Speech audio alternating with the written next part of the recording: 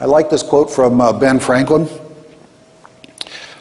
Many of you may not know that I'm an immigrant to this country. I came over as a baby, and when we applied for U.S. citizenship, we were denied. We were not qualified to be U.S. citizens back then, so we had to live in Canada for 5 years and ultimately come in. I have to tell you that we did not have a lot of resources. I grew up, I don't want to say poor, it's really hard to think of being poor in the United States, but without a lot of resources, I think is a good way to put it. I was uncomfortable, and my parents made sure I was uncomfortable in that lifestyle. But I have friends in the old town that still live in what I consider to be squalor because they're comfortable there. Okay? You will get to the next level in both the tax and the financial planning business when it gets so uncomfortable you're forced to make a move. That's generally when it'll start to change. Hopefully before the heart attack. And this takes a leap of faith. It's the same leap of faith when you hire an assistant. I can't afford an assistant. Well, you can't afford not to. If you get the assistant, the work will come. Well, how do I know that? It's a leap of faith. It's a leap of faith when you hire the next enrolled agent. It's a leap of faith when you hire the next CPA. You have to have a sense that you're committed to the business, you're going to be around for a while, and you need to start adding support to what you do. If you keep doing the minor stuff, you'll keep making minor money. You need to get yourself to the next level, and the only way you do that is bringing on support. Okay, let's talk about the business itself for a minute. Why did the railroads not get into the airline business or the trucking business? Because they didn't see themselves in that business. They saw themselves in the railroad business. So when that business declined, so did they. We are undergoing, our profession is undergoing phenomenal change. I remember doing tax returns with a ballpoint pen and carbon paper.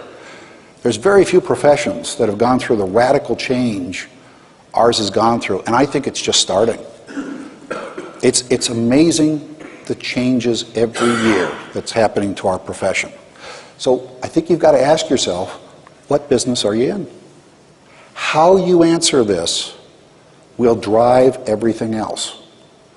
I'm not telling you have to answer it the way I would answer it, but I'm telling you this deserves a lot of thought on your part. Because it can either make you rich or it can make you work the 14-hour days.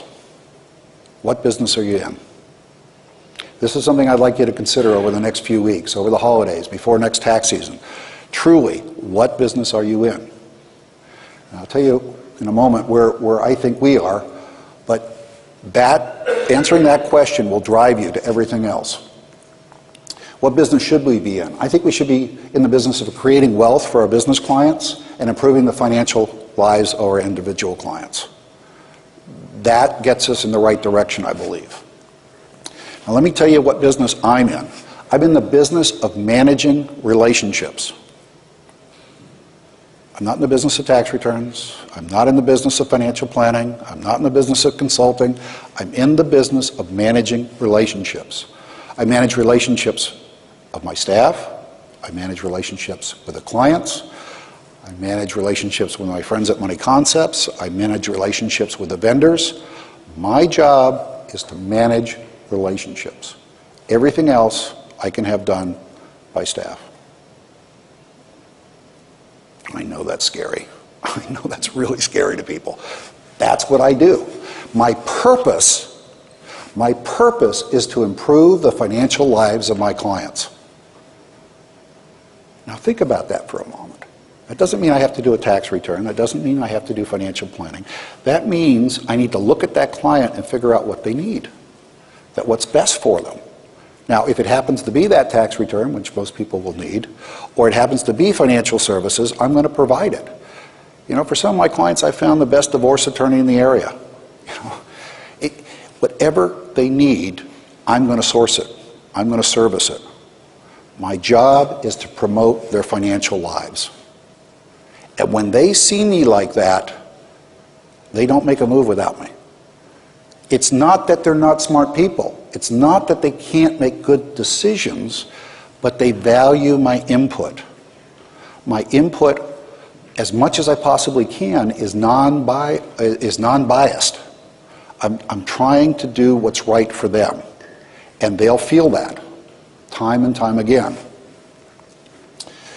The only thing you must sell to your clients is a relationship with you. You shouldn't have to sell them anything else. Once you have that relationship, if you have an ongoing